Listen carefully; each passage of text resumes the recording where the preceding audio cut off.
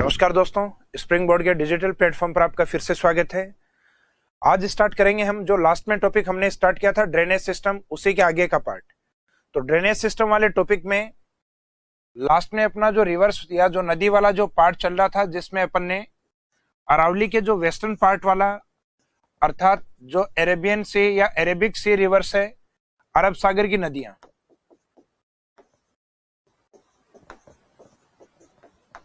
ये वाला portion start किया था, जिसमें जो मेन इंपोर्टेंट रिवर है अरब सागर की ओर लूनी रिवर, उसके बारे में अपन ने लास्ट क्लास में कंप्लीट कर लिया था। उसके बाद में दूसरी प्रमुख जो रिवर है इस साइड में माही रिवर। माही रिवर्स के बारे में कुछ एक पॉइंट्स अपन ने देखे थे। उसका ओरिजिन पॉइंट जो कि मध्य प्रदेश के विंध्याचल पहाड़ी, जहां पे विंध्याचल वैसे माउंटेन के रूप में है, पर्वतमाला के रूप में है, वहां पाई जाने वाली जो पहाड़ियां हैं वो है अमरेरू हिल्स। अमरेरू पहाड़ियों के ऊपर स्थित जो एक लेक है जो कहीं ना कहीं माही के नाम से मिलती जुलती है, जिसको नाम दिया जाता है मेहंद लेक। तो वो मेहंद लेक माही नदी का ओरिजिन पॉइंट माना जाता है और अरब सागर की ओर गल्फ ऑफ खंबात को उसका लास्ट पॉइंट या डिस्चार्ज पॉइंट माना जाता है। और उस एरिया तक जाने के लिए माही लगभग 576 किलोमीटर क्रॉस करती है, जिसमें 171 राजस्थान के अंदर जो ट्राइबल एरिया या जो वागड़ क्षेत्र है वो वाला पार्ट, जिसमें बांसवाड़ा, डूंगरपुर और प्रतापगढ़ क्षेत्र शामिल हैं। तो इस पार्ट तक हमने माही नदी को देख लिया था। इसके कुछ प्रमुख सहायक नदियां जिनको हमने एक ट्रिक्स के माध्यम से देखा था कि ए अन्ना चारपाई में सो जा। तो ए का मीनिंग एराव, अन्ना का मीनिंग आपको बताया था अनास, चारपाई में चाप, में सोजा से मोरेन, सोम एंड जाखम, जिसमें माही में दो प्रमुख नदियां हैं सोम एंड जाखम, जो इसके साथ मिलती हैं तब त्रिवेणी संगम बनाती हैं। और उसी त्रिवेणी संगम के ऊपर आदिवासियों का कुंभ अर्थात जिसको कुंभ ऑफ ट्राइब्स कहा जाता है, उसका आयोजन माघ पूर्णिमा के दिन किया जाता है। तो यहां तक ये चैप्टर हमने लास्ट क्लास में हमने कंप्लीट किया था। उसके आगे हम स्टार्ट करेंगे। एक तो उसके जो सरनाम है माही नदी के, जो लास्ट क्लास में अपन कवर कर चुके हैं, आदिवासी क्षेत्र से बहने के कारण इसको आदिवासियों की गंगा अर्थात गंगा ऑफ ट्राइब्स, कांठल अर्थात प्रतापगढ़ के किनारे से होकर बहने के कारण इसको गंगा ऑफ कांठल, वागड़ रीजन अर्थात आदिवासियों के क्षेत्र से बहने के कारण इसको वागड़ की गंगा, और दक्षिणी राजस्थान में आदिवासियों के लिए चलाई गई पहली परियोजना है, जैसे देश में प्रथम ट्राइब्स के लिए चलाया गया प्रोजेक्ट सवर्णरेखा नदी था। तो इसको राजस्थान के दक्षिण में चलाए जाने के कारण इसको दक्षिणी राजस्थान की सवर्णरेखा नदी कहा गया है। वैसे सवर्णरेखा नदी का मुख्य संबंध है झारखंड वाले क्षेत्र से। तो राजस्थान में जैसे देश में झारखंड क्षेत्र में सवर्णरेखा आदिवासियों के लिए पहला प्रोजेक्ट था, उसी तरीके से राजस्थान के अंदर आदिवासी या ट्राइबल एरिया में माही के ऊपर प्रथम प्रोजेक्ट स्टार्ट किया गया। इस कारण इसे दक्षिणी राजस्थान की सवर्णरेखा के रूप में डिफाइन किया गया है। इसके आगे का जो पार्ट है जो कि एक त्रिवेणी संगम के रूप में है, अर्थात जिसको हम नवाटपुरा या नवाटापरा गांव के नाम से इंडिकेट करते हैं। और इस त्रिवेणी संगम पे मुख्यतः 3 नदियों का संगम होता है, जिसमें मुख्य नदी माही के साथ 2 प्रमुख नदियों का संगम होता है, सोम और जाखम। सोम जो कि उदयपुर की ओर से आती है, जाखम जो कि मुख्यतः प्रतापगढ़ की ओर से आती है। तो ये दोनों नदियां इसमें मिलती हैं डूंगरपुर, नवाटपुरा अर्थात बेणेश्वर वाले स्थान पे, जहां माघ पूर्णिमा को मेले का आयोजन होता है, जिसे आदिवासियों का कुंभ कहा जाता है। तो एक तो जनरली यहां से एग्जाम में क्वेश्चन अप्लाई होता है कुंभ ऑफ ट्राइब्स, तो आंसर रहेगा आपका बेणेश्वर धाम पे जो आयोजित मेला होता है माघ पूर्णिमा को, उस मेले को आदिवासियों का कुंभ कहा जाता है। इसके बाद में माही रिलेटेड जो इंपोर्टेंट पॉइंट्स है,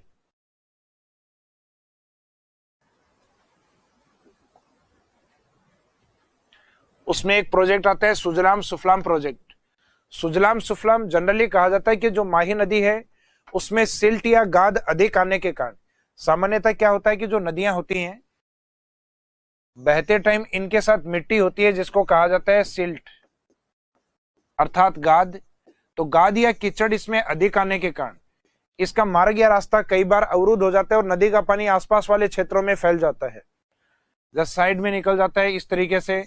तो ये जो बीच वाले जो पार्ट होते हैं जहां अलग अलग जगह आइलैंड या द्वीप बन जाते हैं, तो नदी में बार बार फ्लड या बाढ़ नहीं आए इसके लिए इसका जो सिल्ट या गाद वाला पार्ट है उसको साफ किया जाए। तो इसके लिए क्लीनिंग प्रोजेक्ट, एक सफाई कार्यक्रम चलाया गया था जिसको नाम दिया गया था सुजलाम सुफलाम प्रोजेक्ट। तो सुजलाम सुफलाम प्रोजेक्ट क्या है? This project is the related to the cleanness of Mahi river. यह माही से संबंधित एक सफाई कार्यक्रम है, जो माही के अंदर जो सिल्ट या गाद होती है उसको निकालने का एक कार्यक्रम है। उसके बाद में इसी से मिलता जुलता एक नाम है सुजलाम प्रोजेक्ट। यह है सुजलाम सफलाम परियोजना, जबकि यह है सुजलम परियोजना। इसमें एक मात्रा नहीं आएगी इसमें, अर्थात इस प्रोजेक्ट को नाम यही दिया जाएगा सुजलम प्रोजेक्ट। तो सुजलम परियोजना क्या है? सुजलम परियोजना it's a drinking water project in Barmer district. यह बाड़मेर जिले में एक पेयजल परियोजना है जो कि मुख्यतः बारक के द्वारा चलाई गई है। बारक जिसका मीनिंग है भाभा एटॉमिक रिसर्च सेंटर, जो कि ट्रोम्बे महाराष्ट्र में स्थित है।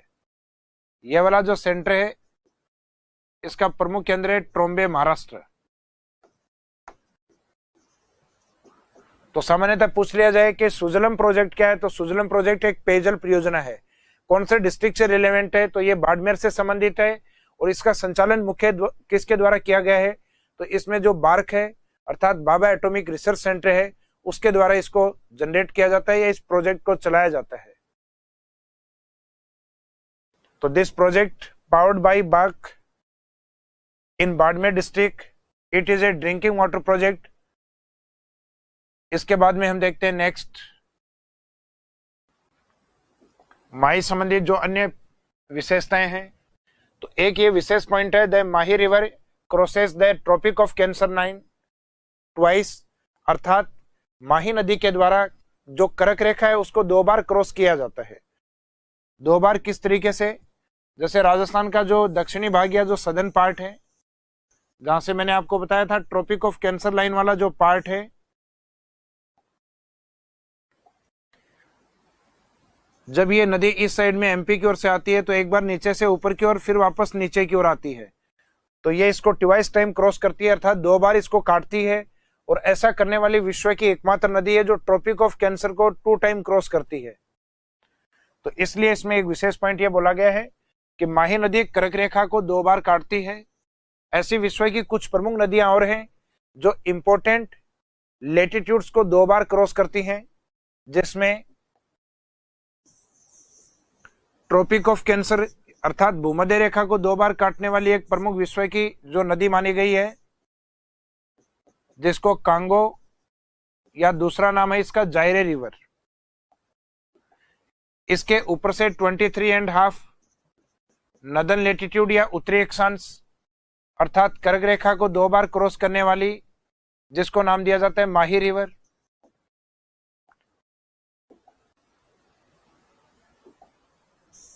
तो 23.5 सदर्न पार्ट वाले अर्थात मकर रेखा वाला जो पार्ट है उसको ट्वाइस टाइम क्रॉस करने वाली, जिसको लिम्पोपो रिवर कहा जाता है। तो इन तीनों रिवर्स को आप एक शॉर्ट वर्ड्स में याद कर सकते हैं, एक छोटे शब्द के रूप में। इसको याद रखिएगा मां काली रिवर के नाम से। मां काली रिवर अर्थात माही ट्रॉपिक ऑफ कैंसर को 2 बार काटती है, कर्क रेखा को 2 बार। फिर कासे कांगो या जायरे रिवर है, इक्वेटर लाइन अर्थात भूमध्य रेखा को 2 टाइम क्रॉस करती है। और उसके बाद में ली से लिम्पोपो रिवर जो कि ट्रॉपिक ऑफ कैप्रिकॉर्न अर्थात मकर रेखा को ट्वाइस टाइम क्रॉस करती है, 2 बार इसको काटती है।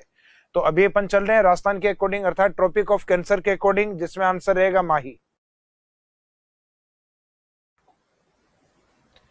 उसके बाद में नेक्स्ट पॉइंट रहता है माही रिवर इंटर्स फ्रॉम साउथ, कि माही नदी राजस्थान के दक्षिणी भाग से प्रवेश करती है। And the only river flowing westward अर्थात दक्षिण से प्रवेश करके और बाद में पश्चिम की ओर जाने वाली राजस्थान की एकमात्र ऐसी नदी है। तो हम डायग्राम के थ्रू देखें तो सामान्यतः राजस्थान के दक्षिणी भाग अर्थात बांसवाड़ा की ओर से यह एंट्री करती है, फिर एक बार उत्तर की ओर जाती है, लेकिन बाद में लास्ट फ्लो इसका वेस्ट की ओर होता है। तो जनरली आंसर जो क्वेश्चन की फॉर्मेट है कि राजस्थान के दक्षिणी भाग से प्रवेश करो और बाद में पश्चिम की ओर बहने वाला जो ड्रेनेज सिस्टम या नदी है वो राजस्थान में किस नदी को माना जाता है, तो आंसर रहता है माही। और इसी प्रकार का एक क्वेश्चन चंबल के ऊपर भी बनता है कि राजस्थान में दक्षिण से उत्तर की ओर अर्थात चित्तौड़ से इस साइड में बूंदी की ओर, और उसके बाद में जो लास्ट फ्लो है या जो लास्ट डायरेक्शन होती है इसके, जो ईस्टर्न डायरेक्शन होती है पूर्व की ओर बहने वाली नदी के रूप में। तो राजस्थान में दक्षिण से उत्तर एवं लास्ट में पूर्व की ओर बहने वाली नदी है, वो किस नदी को माना जाता है, तो लास्ट डायरेक्शन अगर ईस्ट आता है तो आंसर रहेगा चंबल। और दक्षिण से प्रवेश कर अर्थात बांसवाड़ा से एंट्री कर और लास्ट में वेस्टर्न डायरेक्शन अर्थात पश्चिम की ओर बहने वाली नदी है, तो आंसर उसका माना जाएगा माही रिवर।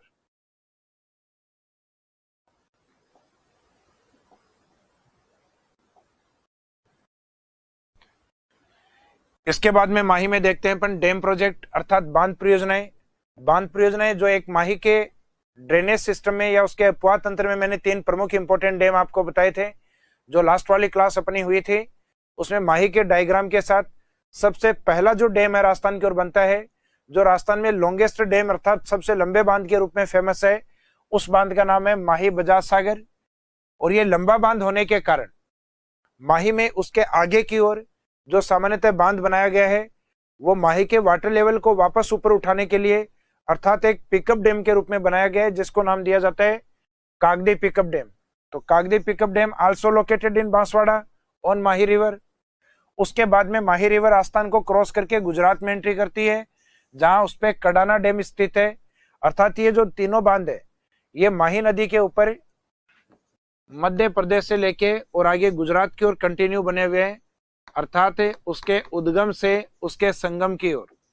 तो जनरली एग्जाम में डैम सीरीज या बांधों का जो क्रम है वो 2 नदियों के ऊपर अप्लाई किया जाता है, एक तो चंबल जिसपे बांधों की संख्या अधिक है, और एक दूसरा ये अप्लाई किया जाता है माही रिवर के ऊपर, माही नदी के ऊपर, जिसपे डैम सीरीज या बांधों का जो क्रम है वो अधिक है। मुख्यतः 3 बांध है जिनको लास्ट से अर्थात डिस्चार्ज पॉइंट से ओरिजिन पॉइंट की ओर पूछा जा सकता है, या ओरिजिन पॉइंट से डिस्चार्ज पॉइंट की ओर अर्थात उद्गम से संगम की ओर पूछा जा सकता है।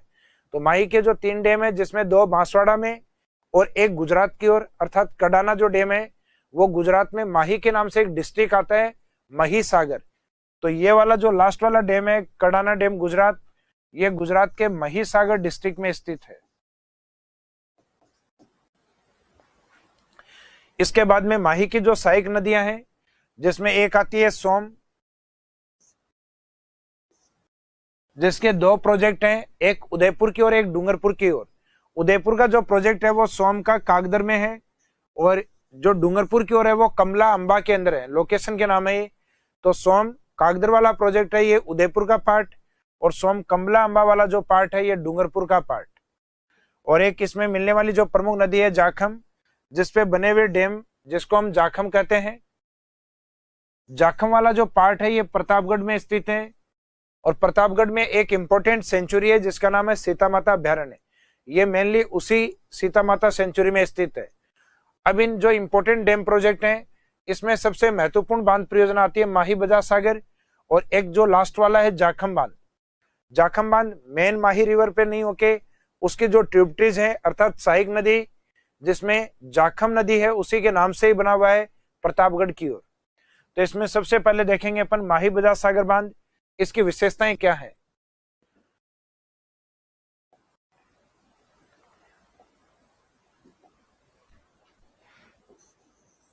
राजस्थान का जो ट्राइबल एरिया या आदिवासी क्षेत्र है उस आदिवासी में कहा जाता है कि आदिवासी क्षेत्र में कहा जाता है कि इस ओर माही बजाज सागर से बड़ी कोई परियोजना नहीं है ट्राइबल एरिया में।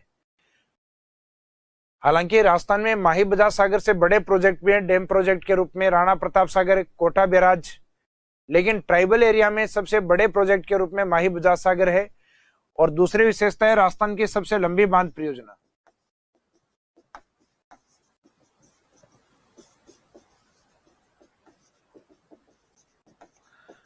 जिसमें डैम प्रोजेक्ट की जो लंबाई है वो 3109 मीटर है, अर्थात किलोमीटर वाइज देखा जाए तो 3.1 किलोमीटर अप्रोक्सीमेट इसका टोटल लेंथ है।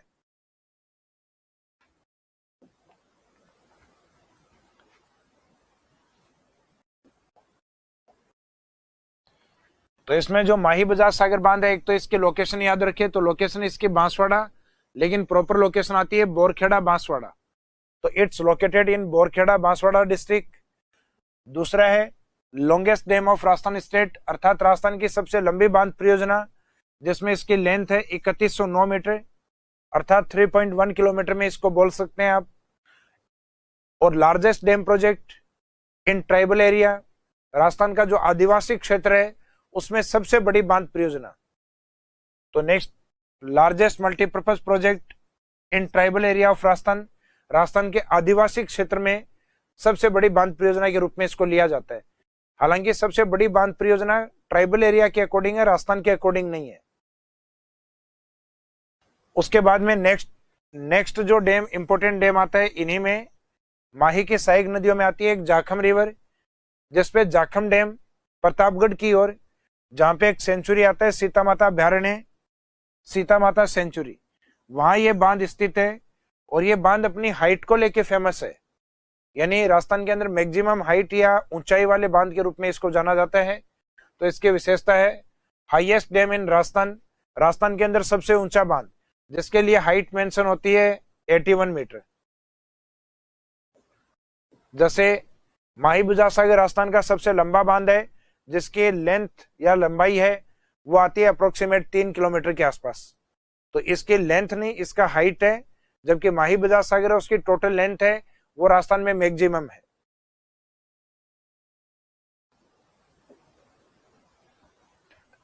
इसके बाद तीसरा इंपॉर्टेंट रिवर आता है अरब सागर की ओर, वेस्टर्न बनास अर्थात पश्चिमी बनास।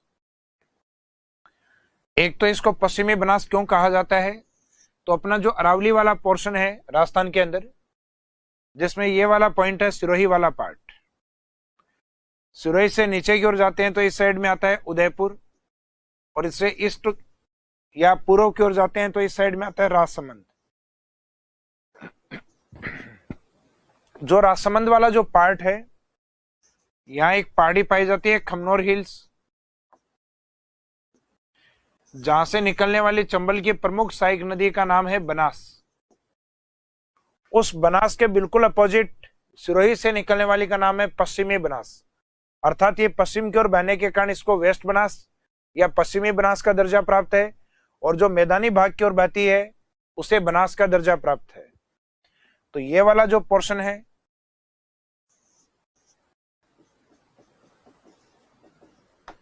ये वेस्ट बनास वाला पार्ट, जिसका ओरिजिन सिरोही में माना जाता है, यहां पहाड़ी आती है नया शानवारा हिल्स, नया शानवारा से बाद में गुजरात में जाके लिटिल कच्छ में, लिटिल कच्छ का जो रन है गुजरात में, वहां इसका डिस्चार्ज पॉइंट होता है, अर्थात ये संगम करती है। और इस नदी की जो प्रमुख सहायक नदियां हैं, जिसमें एक का नाम आता है सूकली, जो लूणी की सूकड़ी से मिलता जुलता नाम है इसलिए इंपॉर्टेंट है। इसी का एक दूसरा नाम सामान्यतः सिपू भी बोल दिया जाता है। तो इसमें इस नाम को याद रखिएगा, सहायक नदी के रूप में सूकली रिवर, जिसपे बाद में अपन जो ड्रेनेज सिस्टम के ऊपर बनाए गए जो प्रोजेक्ट्स हैं, मल्टीपर्पज प्रोजेक्ट, जिसमें बांध परियोजना के रूप में इसके ऊपर एक डैम प्रोजेक्ट आएगा सूकली की ओर, सिरोही की ओर, जिसका नाम रहेगा सूकली सेलवाड़ा प्रोजेक्ट के नाम से। तो सूकली रिवर का जो प्रोजेक्ट है वो सूकली सेलवाड़ा सिरोही में स्थित है, जबकि मैंने आपको लूनी नदी के अंदर सूकड़ी का एक प्रोजेक्ट बताया था, जो कि बांकली बांध परियोजना है।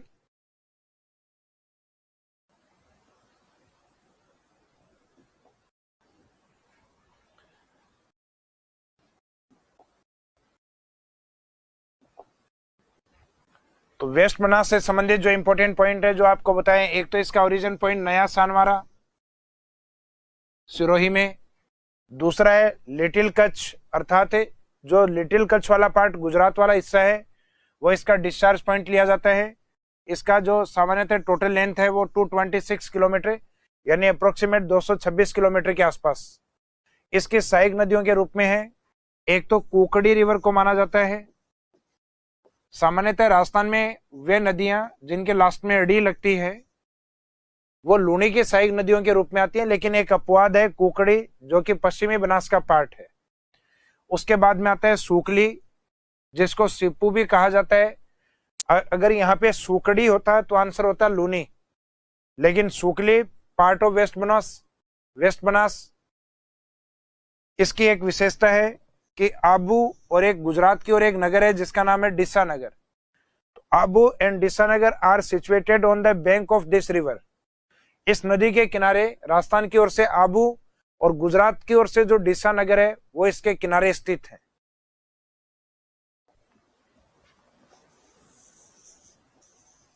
तो इस नदी का एक तो इंपॉर्टेंस हुआ कि राजस्थान का प्रमुख जो हिल स्टेशन है, अर्थात सिरोही वाला पार्ट, आबू वाला हिस्सा, वो इस नदी के किनारे स्थित है। और गुजरात की ओर जाते हैं तो इसी नदी के किनारे डिसा नगर स्थित है। और ये ओरिजिन पॉइंट इसका नया सनवारा, और ये लास्ट पॉइंट इसका लिटिल कच्छ ऑफ गुजरात, अर्थात गुजरात का छोटा कच्छ का रन।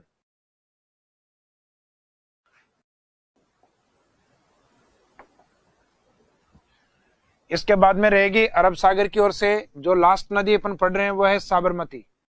साबरमती का जो उद्गम है या जो ओरिजिन पॉइंट है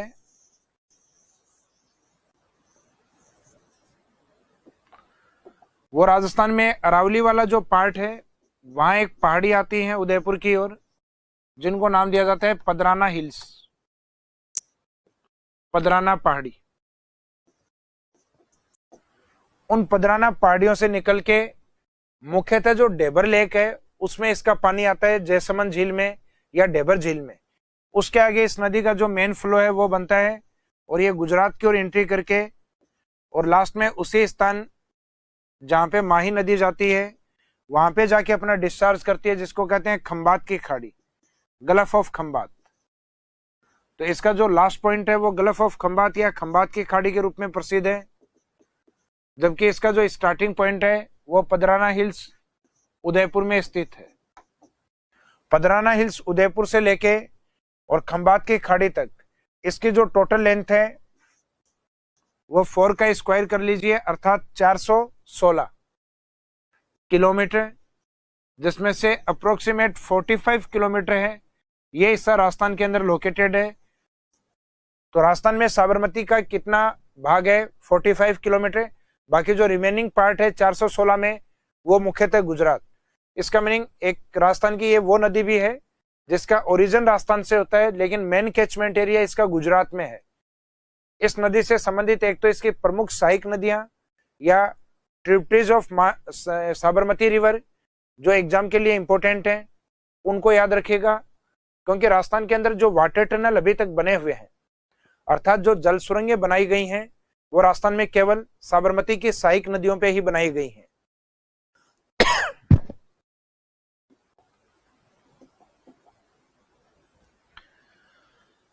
तो इसमें जैसा कि आपको बताया ओरिजिन पॉइंट इसका पदराना हिल्स जयसमंद लेक के पास में, डिस्चार्ज पॉइंट खंबात की खाड़ी गल्फ ऑफ खंबात गुजरात में।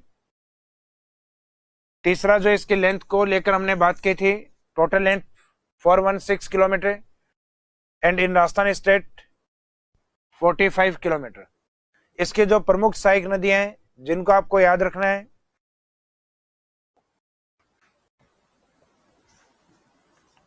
अगर ट्रिक वाइज आपको जल्दी याद हो तो इनको याद रखने की कुछ एक ट्रिक्स भी हैं। वैसे हमें मावा चाहिए,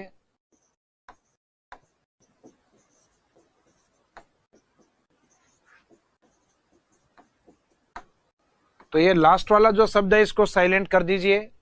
बाकी सबसे माही की साबरमती की सहायक नदियां हैं उनके नाम निकलेंगे वैसे वेत्रक, से रहेगा सही रिवर, है से मीनिंग निकलेगा हथमती रिवर, में से एक इंपॉर्टेंट नाम आएगा इसमें सहायक नदी का मेशवा, मां से दो नाम रहेंगे, एक तो मानसी और एक दूसरा आता है माजम, मानसी एंड माजम रिवर। और मावा में वा से रहेगा वाकल। मानसी रिवर है वो मुख्यतः वाकल में जाती है, और वाकल है यह साबरमती की मुख्य धारा होती है।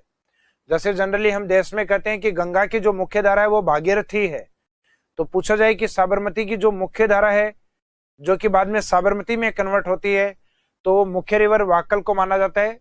वाकल में मिलने वाली जो सहायक नदी है वो कौन सी है? मानसी। तो मानसी डायरेक्ट साबरमती का पार्ट नहीं है, मानसी वाकल में आएगी, बाद में वाकल है वो मेन साबरमती में आती है। यानी मुख्य जो साबरमती की धारा है वो वाकल के रूप में बहती है स्टार्टिंग में।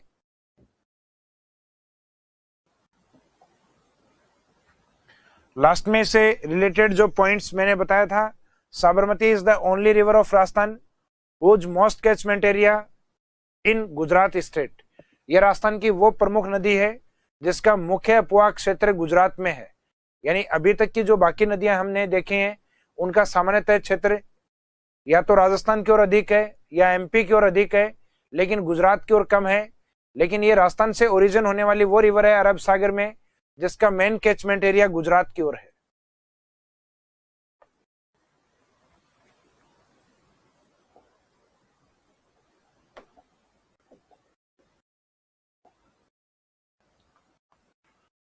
अब इस नदी के ऊपर कुछ इंपॉर्टेंट वाटर टनल्स हैं जो आपको याद रखने हैं, जिसमें एक सेई टनल अर्थात सेई जल सुरंग। एक तो इसकी लोकेशन जो कि उदयपुर से पाली के बीच में है। इस टनल के बारे में आपको तब बताया था जब मैं आपको जवाई बांध के बारे में अर्थात जब लूनी रिवर आपको करवाया था, उस समय इस डैम के अंदर जब पानी की कमी होती है तो वाटर सप्लाई सेई टनल उदयपुर से दी जाती है। First water tunnel of Rajasthan state अर्थात राज्य की पहली जल सुरंग के रूप में इसको जाना जाता है। तो first water tunnel of Rajasthan यह राजस्थान की पहली जल सुरंग है। तो ये किस बांध में पानी की जलापूर्ति करती है? तो वाटर सप्लाई इनटू जवाई डैम जो कि पाली में स्थित है।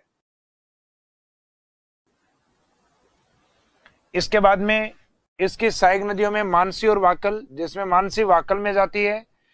ये जो वाटर टनल है ये मुख्यतः उदयपुर में स्थित है। जैसे सेई था उदयपुर से पाली, और ये ओनली लोकेटेड इन उदयपुर, यह केवल उदयपुर में स्थित है। और इसका जो पानी है वो सप्लाई होता है देवास परियोजना, जिसका नाम चेंज करके अभी वर्तमान में मोहनलाल सुखाड़िया परियोजना।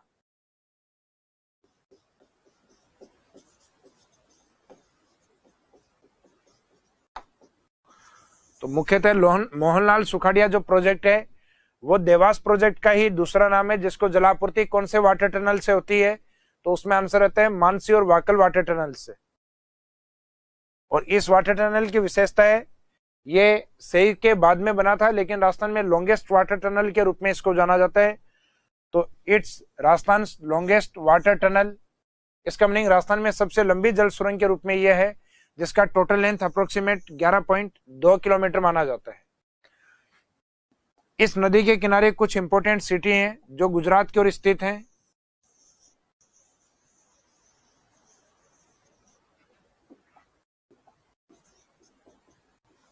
गुजरात की ओर ये नदी जाती है, तो इसके किनारे एक तो गुजरात का महत्वपूर्ण सिटी अहमदाबाद, एक इसी के पास में स्थित अहमदाबाद वाले क्षेत्र में साबरमती, जहां से संबंध रहा है गांधी जी का साबरमती आश्रम, और इसी के किनारे गुजरात का कैपिटल गांधीनगर। तो मुख्यतः ये जो तीनों प्रमुख सिटी हैं अहमदाबाद, साबरमती और गांधीनगर, इन तीनों का संबंध मुख्यतः साबरमती के किनारे से है, यानी ये इसी के बैंक के किनारे पे स्थित है।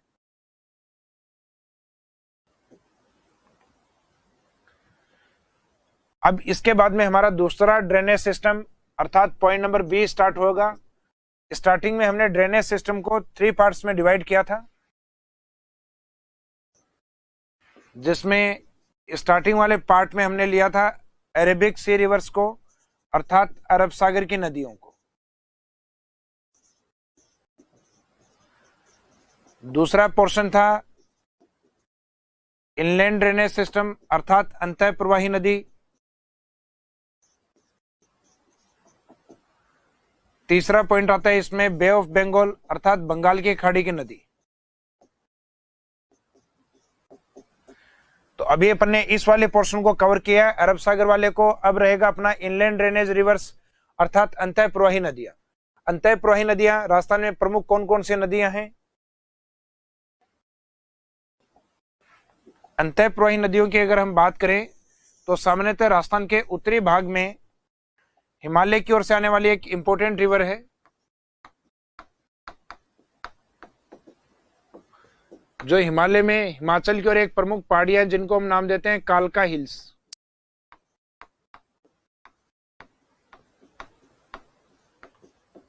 कालका हिल्स हिमाचल की ओर, वहां से पंजाब हरियाणा को क्रॉस करते हुए हनुमानगढ़ के पास ये नदी एंट्री करती है, जहां एक विलेज आता है तलवाड़ा विलेज।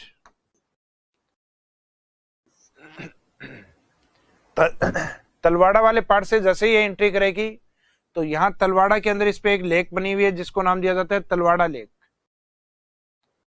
ये तलवाड़ा मुख्यतः हनुमानगढ़ के टीबी तहसील का पार्ट है।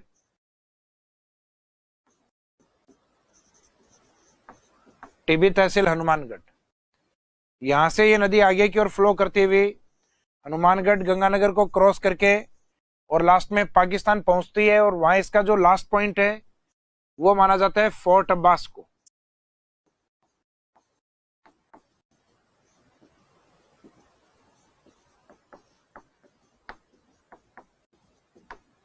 तो last point of Ghaggar river is known as fort Abbas located in Pakistan.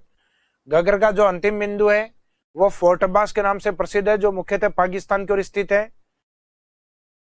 इसके किनारे हनुमानगढ़ की ओर दो प्रमुख सिविलाइजेशन या सभ्यताएं भी विकसित हुई हैं, जिनके नाम है कालीबंगा और पीलीबंगा।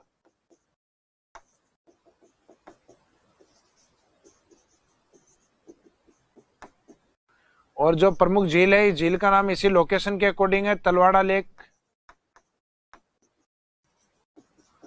और ये जितने भी पॉइंट्स हैं, Talwara lake, Kalibangan civilisation, Pilibanga civilisation अर्थात कालीबंगा सभ्यता, पीलीबंगा सभ्यता, इन सब का संबंध है हनुमानगढ़ से और घग्गर नदी से। कहा जाता है इस घग्गर नदी का जो एंशिएंट वे या प्राचीन जो रास्ता था वो इस साइड में जैसलमेर से होते हुए अरब सागर की ओर था, और इसका जो अंडरग्राउंड वाटर जो अपने को यहाँ पे मिला है जैसलमेर में, जिसको हम नाम देते हैं जलपट्टी या वाटर बेल्ट। तो ये जलपट्टी कहीं घग्गर का जो प्राचीन नाम था अर्थात सरस्वती रिवर के नाम से, उसी का एक रिमेनिंग अंडरग्राउंड वाटर माना जाता है। सरस्वती नदी का भूमिगत जल माना जाता है, जिसको जैसलमेर में वाटर बेल्ट या लाठी सीरीज के नाम से जाना जाता है।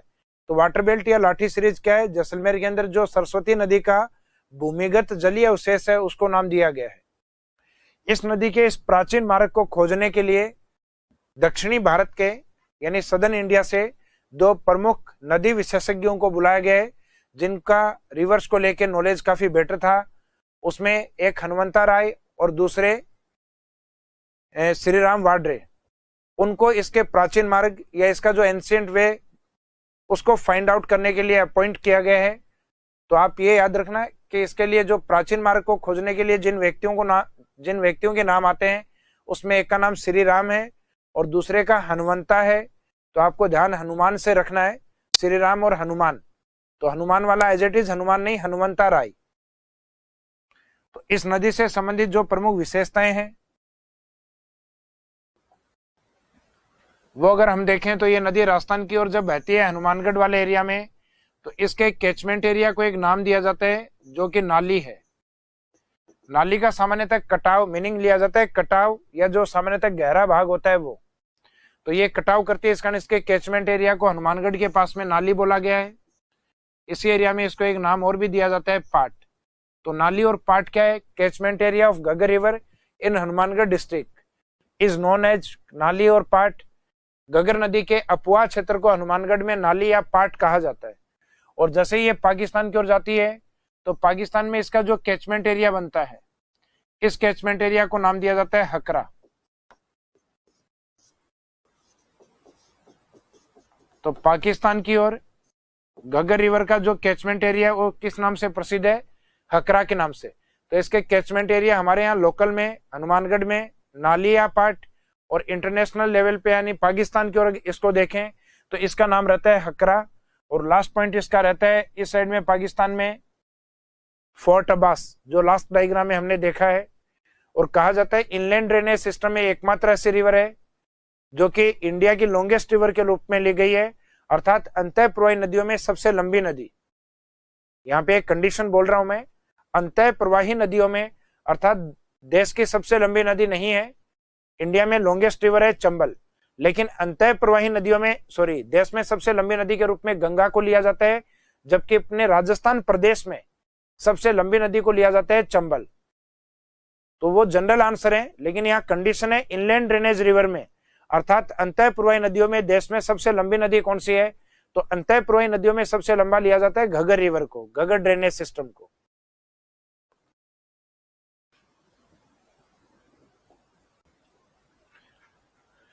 एक तो घग्गर में आपको याद रखना है इसके जो अदर नेम है वो क्या क्या है। तो एक तो इसका प्राचीन नाम है Saraswati, meaning ancient name of Ghaggar river. दूसरा इसको नट रिवर या इसको सोता रिवर भी कहा जाता है।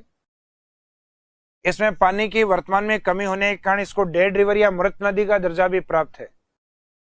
नेक्स्ट आता है इसे दृष्टवती नदी, ये दर्जा भी इसी नदी को दिया गया है। जनरली एग्जाम में एक तो ये क्वेश्चन पूछा जाता है सरस्वती नदी किस नदी का प्राचीन नाम है, और आजकल एग्जाम में जनरली इसके ऊपर भी क्वेश्चन अप्लाई होते हैं कि डेड रिवर या मृत नदी का दर्जा किसे प्राप्त है, तो ये दर्जा प्राप्त है घग्गर रिवर को।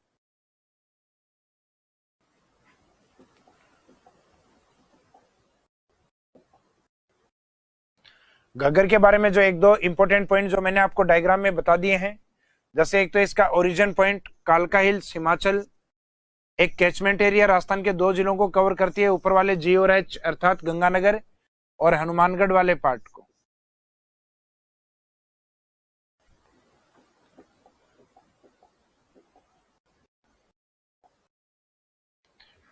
घग्गर का जो कैचमेंट एरिया जो हमने अभी देखा है, नाली या पाट वाला क्षेत्र है वो हनुमानगढ़ में स्थित है, और जो हकरा वाला पोर्शन था ये पाकिस्तान के अंदर है।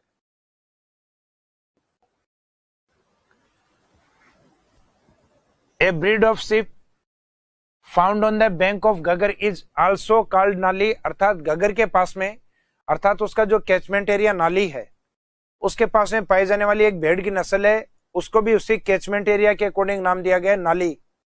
तो नाली क्या है, तो नाली 2 चीज है, कैचमेंट एरिया ऑफ घग्गर और उसके पास पाई जाने वाली शिप ब्रीड जिसको नाम नाली दिया गया है। उसके बाद में जैसा कि आपको बताया फोर्ट अब्बास के बारे में, it is the last point of Ghaggar river, it is located in Pakistan. यह घग्गर का अंतिम बिंदु है जो पाकिस्तान की ओर स्थित है या पाकिस्तान में स्थित है। The only river of Rajasthan comes from Himalaya, कहा जाता है राजस्थान के अंदर जो भी रिवर्स हैं वो या तो हमारे अरावली या मुख्यतः विंध्यन की अर्थात विंध्याचल की ओर से आने वाली नदियां हैं, लेकिन हिमालय की ओर से आने वाली एकमात्र नदी अपने घग्गर को माना जाता है। तो ये इंपॉर्टेंट पॉइंट है इसके लिए एग्जाम की दृष्टि से। This river was also called as Indo-Brahm river, इसको प्राचीन जो नाम दिया गया है अर्थात एक ज्योग्राफिकल नेम ही था पहले इसका, इसको इंडो-ब्रह्म रिवर के नाम से भी जाना जाता है। तो राजस्थान की किस रिवर को इंडो-ब्रह्म कहा जाता है, तो इंडो-ब्रह्म घग्गर के लिए प्रयुक्त हुआ है शब्द। नेक्स्ट है Ghaggar is the longest inland drainage river of India, जो कि मैंने आपको बताया कि अगर अंतः प्रवाही नदियों में इस कंडीशन के साथ लॉन्गेस्ट रिवर ऑफ इंडिया पूछा जाए तो आंसर रहेगा घग्गर। और नॉर्मल क्वेश्चन आता है longest river of India, Bharat की सबसे लंबी नदी, देन आंसर रखा जाएगा गंगा को। जबकि अपने राजस्थान के अंदर अगर पूछा जाए तो आंसर रखा जाएगा चंबल को। लेकिन इनलैंड ड्रेनेज के अकॉर्डिंग पूछा जाए इंडिया का लॉन्गेस्ट रिवर तो आंसर रहेगा घग्गर रिवर। नेक्स्ट है श्री राम वाड्रे एंड हनुमंता राय आएगा, हनुमंता वाड्रे नहीं है इसमें। तो Hanumanta Rai were appointed to find course of Ghaggar, तो घग्गर का जो प्राचीन मार्ग है उसको खोजने के लिए जिन व्यक्तियों को नियुक्त किया उन व्यक्तियों के नाम है श्री राम वाड्रे एंड हनुमंता राय।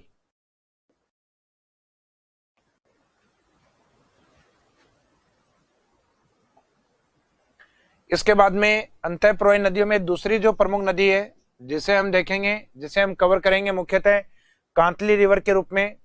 तो कांतली रिवर का जो मेन कैचमेंट एरिया है वो झुंझुनू और सीकर वाला पार्ट, ये वाले पार्ट है, जहां से सीकर से इसका ओरिजिन होता है और लास्ट पॉइंट इसका झुंझुनू की ओर है।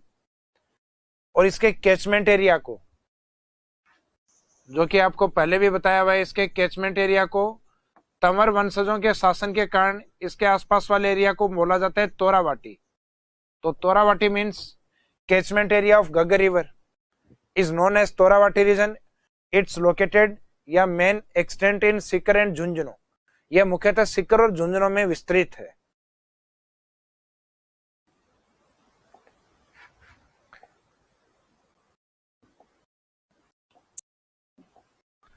तो सामान्यतः इस नदी का जो कैचमेंट एरिया है, ये सीकर में खंडेला की जो पहाड़ी है, खंडेला हिल्स, यहां से स्टार्ट होके इसका स्लोप है राजस्थान में इस साइड में झुंझुनू की ओर। तो यहाँ ये झुंझुनू में समाप्त हो जाती है, अर्थात स्टार्टिंग होती है सीकर से और लास्ट पॉइंट है झुंझुनू, जहां चूरू का बॉर्डर स्टार्ट होता है उससे जस्ट पहले समाप्त होती है। अर्थात मुख्य जो विस्तार वाले जिले दो ही हैं, सीकर और झुंझुनू, जिसमें सीकर में इसके किनारे एक एंशिएंट सिविलाइजेशन है जिसको नाम दिया जाता है गणेश्वर सभ्यता।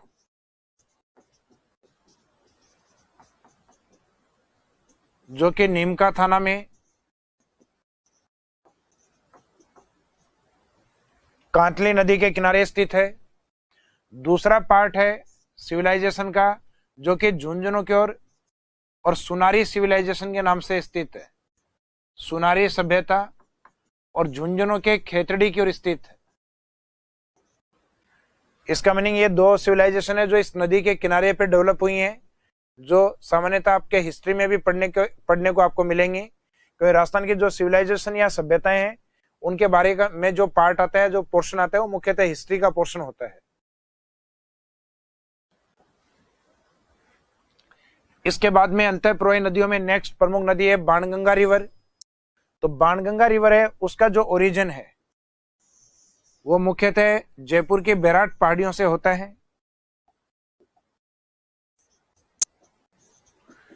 बैराट हिल से निकलने के बाद ये दौसा को क्रॉस करते हुए भरतपुर तक पहुंचती है, यानी बीच में इसमें एक डिस्ट्रिक्ट और रहेगा दौसा। बैराट का मीनिंग है जयपुर वाला पार्ट। तो इसका जो कैचमेंट एरिया है जयपुर, दौसा और भरतपुर वाला पार्ट। आगे पहले इसका जो क्षेत्र है नदी का, ये यमुना तक हुआ करता था, लेकिन वर्तमान में इसमें पानी की कमी आने के कारण इसका जो आगे का भाग है सूख गया। इस कारण इसको कहा जाता है बी हेडेड रिवर, यानी अपनी मुख्य नदी में गिरने से पहले जो नदियां समाप्त होती हैं उनके लिए इस शब्द को काम में लिया जाता है बी हेडेड रिवर, अर्थात रुंडित नदी। तो राजस्थान में जो रुंडित नदी है या मुख्य नदी में गिरने से पहले समाप्त होने वाली जो नदी है, उस नदी को नाम दिया जाता है बाणगंगा नदी या रुंडित नदी। तो इसके कुछ एक नाम है। इसका कैचमेंट एरिया जो कि मैंने आपको अभी बताया है, तो कैचमेंट एरिया है इसका बैराट पहाड़ी, जयपुर से निकलने के बाद जयपुर, दौसा और भरतपुर वाला पार्ट। भरतपुर में जो पक्षी अभ्यारण्य है अर्थात केवलादेव, वहां इस नदी पे एक डैम बना हुआ है जिसका नाम है अजान डैम। तो इस नदी के ऊपर दो प्रमुख बांध भी हैं, जैसे भरतपुर की ओर अजान और एक जयपुर की ओर है रामगढ़ डैम, रामगढ़ बांध। लोकल नेम ऑफ बाणगंगा, यानी इसके जो स्थानीय नाम जो और अधिक प्रचलित हैं बाणगंगा के अलावा, तो एक तो नाम दिया जाता है गंगा ऑफ अर्जुन, अर्थात अर्जुन की गंगा, एक इसको ताला रिवर और एक इसको रुंडित नदी। तो रुंडित नदी कहने का इसके पीछे रीजन क्या है, अपना जो मेन कोर्स या जो मेन पार्ट है उससे पहले ये नदी समाप्त हो जाती है।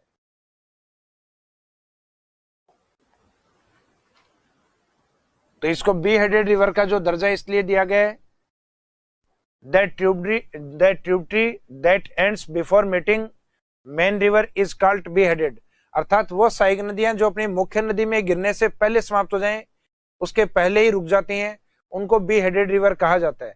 और ये दर्जा अपनी बाणगंगा रिवर को 2012 अर्थात 2012 में दिया गया है।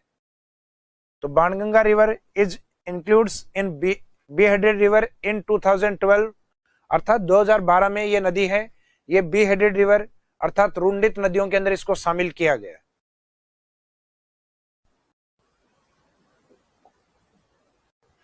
बाणगंगा नदी के जो दो प्रमुख डैम प्रोजेक्ट जिनके बारे में अभी मैंने बताया था आपको, एक तो रामगढ़ बांध जो कि जयपुर में स्थित है और ये बांध बाणगंगा में पानी नहीं आने के कारण सूख चुका है, अर्थात इसमें वर्तमान में पानी नहीं है। दूसरा है अजान डैम, अजान बांध जो केवलादेव में स्थित है।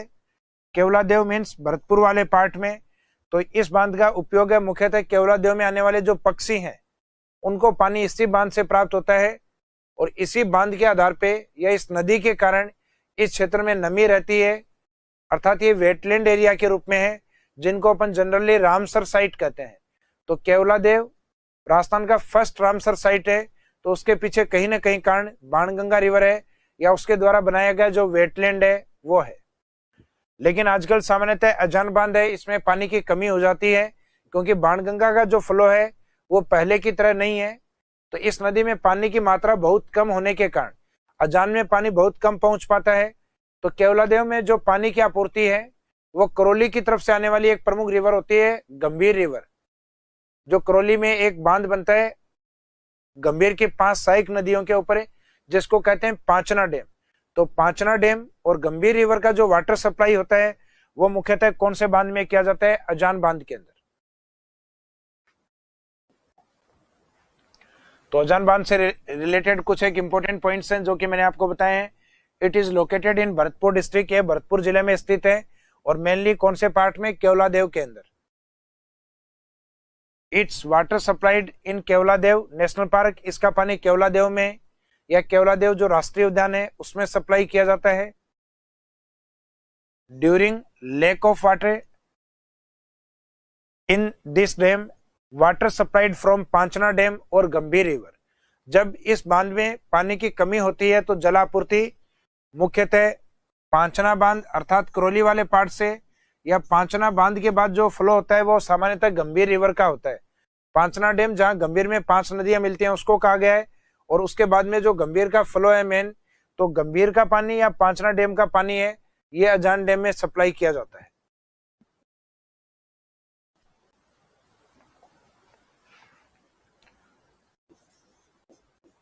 अर्थात जो बैराट पहाड़ी है यहां से यह नदी आगे जाके भरतपुर में रुकती है जहां इस पे डैम बना हुआ है अजान बांध।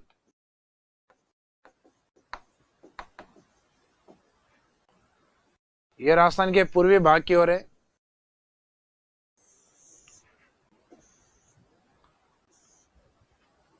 यह राजस्थान का पूर्वी जिला धौलपुर जिसका बाणगंगा से कोई संबंध नहीं है। इसके पास वाला इधर वाला डिस्ट्रिक्ट है करौली। करौली के अंदर जो प्रमुख बना हुआ डैम है इसको नाम दिया गया है पांचना डैम। पांचना डैम के आगे जो रिवर फ्लो है वो मुख्यतः गंभीर रिवर, जो कि राजस्थान में कहा जाता है चंबल के बाद डायरेक्ट यमुना से मिलने वाली अभी वर्तमान में एकमात्र नदी है। एक तो चंबल है, उसके बाद में दूसरी गंभीर है। वैसे तो 2 हैं राजस्थान से जाने वाली जो डायरेक्ट यमुना से अपना मीटिंग पॉइंट या संगम बनाती हैं। पहले बाणगंगा भी ऐसी थी लेकिन ये वर्तमान में बी हेडेड रिवर अर्थात अंतःप्रवाही नदियों में काउंट हो चुकी है।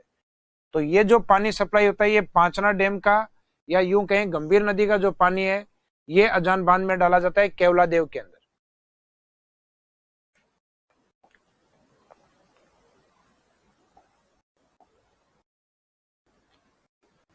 नेक्स्ट रिवर है साबी रिवर। साबी रिवर इसका ओरिजिन पॉइंट मुख्यतः सेवर हिल्स जयपुर पहाड़ियों को माना जाता है और जयपुर के अलावा ये अलवर को क्रॉस करते हुए और लास्ट में हरियाणा का गुड़गांव प्लेन है वहां जाके समाप्त होती है। तो इस नदी का एक तो प्रमुख संबंध है हरियाणा के गुड़गांव मैदान से और एक जयपुर के अंदर सिविलाइजेशन हुई थी जो किसी दूसरे डिस्ट्रिक्ट के नाम से मैच होता हुआ नाम है जोधपुरा सिविलाइजेशन। वो जोधपुरा सभ्यता मुख्यतः इसी नदी के किनारे डेवलप या विकसित मानी जाती है।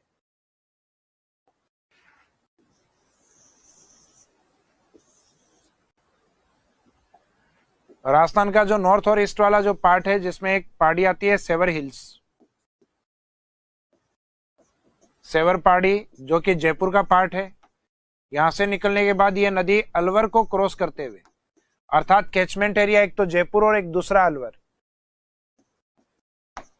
ये गुड़गांव के मैदान में, गुड़गांव मैदान अर्थात जो हरियाणा का पार्ट है, वर्तमान जो गुरुग्राम के नाम से है, तो उस गुड़गांव वाले क्षेत्र के पास जाके समाप्त होती है।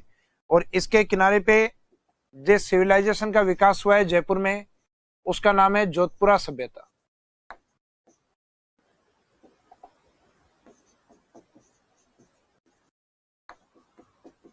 तो सामान्यतः जो जोधपुरा सभ्यता है वो राजस्थान में किस नदी से जुड़ी हुई है, तो इसका नाम है साबी रिवर। इसका नाम इसलिए इंपॉर्टेंट है क्योंकि एक लूनी के अंदर अपन पहले नदी पढ़ के आ चुके हैं, सागी रिवर, तो ये कहीं ना कहीं उस सागी से मैच करता हुआ नाम है। तो कई बार दिया जाता है लूनी की सहायक नदी या उसके ट्रिब्यूटरी में कौन सा पार्ट शामिल नहीं है, तो अगर साबी आता है तो नहीं होगा क्योंकि साबी इनलैंड ड्रेनेज में है, जबकि सागी लूनी के पार्ट में शामिल है।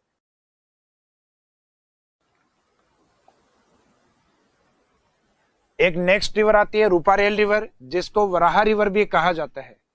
तो रूपारेल या जो वराहा रिवर है वो राजस्थान के पूर्वी भाग अर्थात जो अलवर वाला पार्ट है, वहां से प्रमुख पहाड़ियां आती हैं, उदयनाथ हिल्स।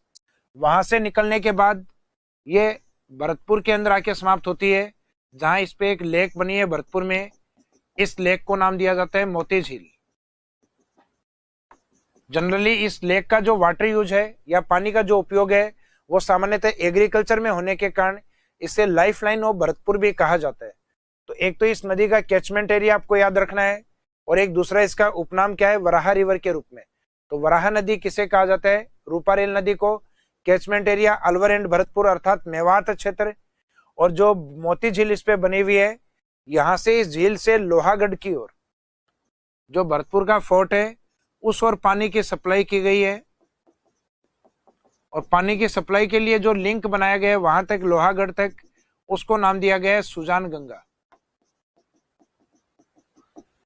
तो इस नदी से जुड़े हुए जो दो पॉइंट इंपॉर्टेंट है, एक तो मोती झील वाला पॉइंट और एक दूसरा है सुजान गंगा के माध्यम से इसका पानी लोहागढ़ के चारों ओर डाला जाता है।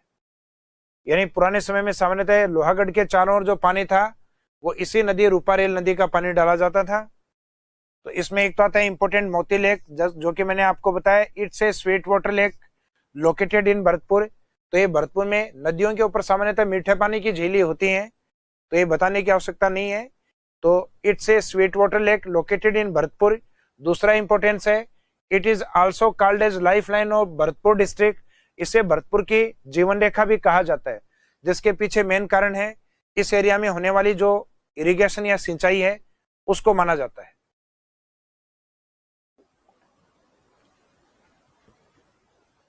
जिसमें मैंने आपको ये वाला एक लिंक बताया सुजान गंगा, तो इट्स ए लिंक और चैनल विच कनेक्ट मोती लेक टू लोहागढ़। ये एक लिंक और चैनल है जो मोती झील से लोहागढ़ को कनेक्ट करता है।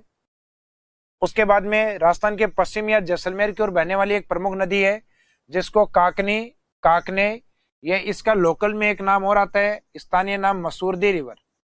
तो जनरली एग्जाम में पूछा जा सकता है इस तरीके का क्वेश्चन कि मसूरदी रिवर के नाम से राजस्थान की कौन सी नदी को जाना जाता है। तो इसके ज्योग्राफिकल नेम है काकनी और लोकल में प्रसिद्ध नाम है इसका मसूरदी रिवर। ये जैसलमेर में एक लोकल गांव आता है, वहां का कोटरी विलेज, वहां कोटरी गांव से निकलकर अर्थात पश्चिमी राजस्थान में जो डेजर्ट वाला पार्ट है,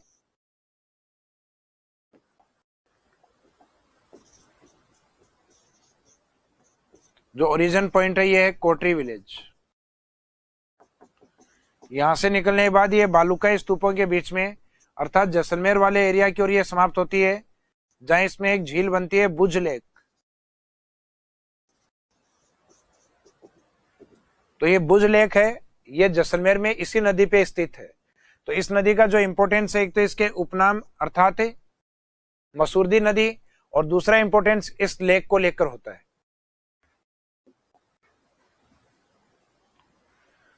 तो इसका ओरिजिन है मुख्यतः Kotri village Jaisalmer, Bhuj lake, it's a sweet water lake located in Jaisalmer. तो यह भी एक मीठे पानी की झील है जो जैसलमेर में इस नदी पे स्थित है। It's local name is Masurdi river, जो कि मैंने आपको ऊपर बता दिया था, इसका स्थानीय नाम या जो लोकल नेम है ये मसूरदी के नाम से प्रसिद्ध है। और सामान्यतः इसमें पानी नहीं आता, लेकिन जब भी जैसलमेर में 25, 30, 40 कई वर्षों बाद जब बहुत अच्छी बारिश हो तब जाके इसकी धारा निकलती है, और स्थानीय लोग कहते हैं कि हमारी मसूरदी नदी निकल पड़ी है, अर्थात बहना स्टार्ट कर दिया है। इस कारण यहाँ के जो लोकल हैं उनमें ये फेमस है मसूरदी के नाम से।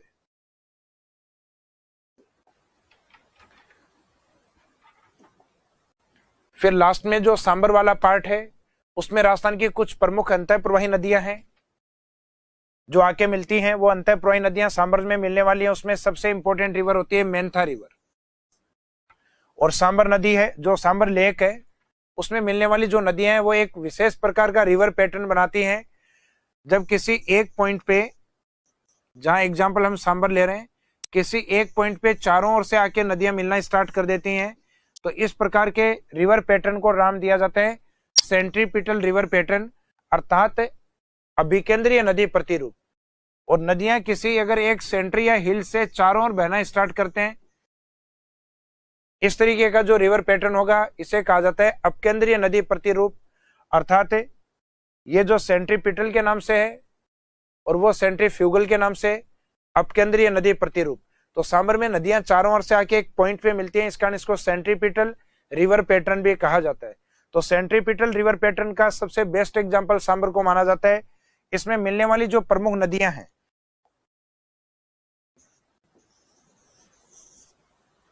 उसमें एक तो जयपुर की ओर से जाने वाली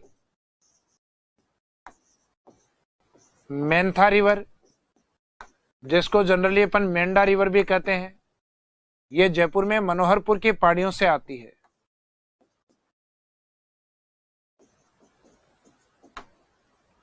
एक जयपुर के टच वाला एरिया इस साइड में अजमेर, यहां नाग पहाड़ियों की ओर से आने वाली जो प्रमुख नदी है उसको नाम दिया गया है रूपनगढ़। एक पूर्वी राजस्थान में जो अलवर भरतपुर वाली थी उसका नाम था रूपारेल। अजमेर के टच वाला जो पार्ट इस साइड में है नागौर, जहां खारे पानी की झील सर्वाधिक है, यहां से आने वाली का नाम दिया जाता है खारी। खारी अपन पहले लूनी में भी पढ़ चुके हैं और एक सांबर में। दोनों जो खारी हैं वो अलग अलग हैं। वो सिरोही वाली खारी थी और ये नागौर वाली खारी जो अंतःपुरवा का पार्ट है, और सिरोही वाली खारी जो अरब सागर का पार्ट, लूनी का पार्ट होगी वो अरब सागर का पार्ट होगी। और इसमें एक उत्तर की ओर अर्थात सीकर की ओर से आने वाली एक प्रमुख नदी है जो सीकर की ओर पाई जाने वाली पहाड़ियों के नाम से है खंडेला से खंडेल रिवर। मुख्यतः ये जो नदियां हैं ये सांबर में मिलती हैं। इनके अलावा एक स्थानीय नदी और भी मिलती है, जनरली नाम मेंशन उसका नहीं होता। तो सांबर में मिलने वाली वैसे प्रमुख नदियां 5 मानी जाती हैं, जिनमें मैक्सिमम लवण या नमक डिपॉजिट करने वाली जो नदी है वो मेन नदी को माना जाता है, अर्थात मेंथा को। तो एक तो ये ध्यान रखना कि सांबर में चारों ओर जो डिस्ट्रिक्ट है उनमें प्रमुख जिला कौन सा है, तो प्रमुख जिला जयपुर है क्योंकि स्टेट कैपिटल है। तो जो प्रमुख है वो मेन है, वहां से आने वाली का नाम मेंथा। अजमेर जो अंग्रेजों का गढ़ या अंग्रेजों के टाइम में जो मेन शासन अपना जो चला करता था, यानी ब्रिटिश जो रूल्ड एरिया था उसमें अजमेर मेन पॉइंट था, यानी अंग्रेजों का जो गढ़ था, वहां से आने वाली का नाम रूपनगढ़। नागौर में खारे पानी की झील सर्वाधिक है, वहां से आने वाली का नाम खारी। और खंडेला की पहाड़ियां सीकर में है, जहां से आने वाली का नाम खंडेल रिवर। तो सांबर में जो मिलने वाली जो प्रमुख नदियां वो कौन से एरिया से आती हैं और कौन सी नदी सांबर में नहीं गिरती, इस तरीके के एग्जाम में क्वेश्चन अप्लाई होते हैं। तो कौन सी नदियां इसमें गिरती हैं उनका कनेक्शन इसमें याद रखिएगा, कौन सी नहीं गिरती वो आप आसानी से निकाल लेंगे। तो इसी पॉइंट के साथ राजस्थान में जो इनलैंड ड्रेनेज सिस्टम अर्थात जो आपका सेकेंड पार्ट था चैप्टर का अरब सागर के बाद, वो आपका कंप्लीट हुआ। इसके बाद ड्रेनेज सिस्टम में केवल एक पोर्शन बचा आपका बे ऑफ बंगाल रिवर अर्थात बंगाल की खाड़ी की नदियां, जो हम करेंगे अपनी नेक्स्ट क्लास में। इस क्लास को हम इसी पॉइंट के ऊपर विराम देते हैं। Thank you.